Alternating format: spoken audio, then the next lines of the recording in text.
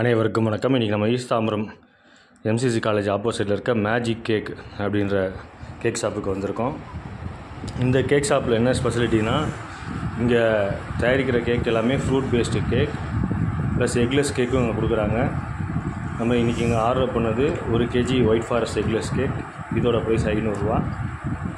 இந்த white forest eggless cake taste வந்து அவ்வளோ சூப்பராக இருந்துச்சு.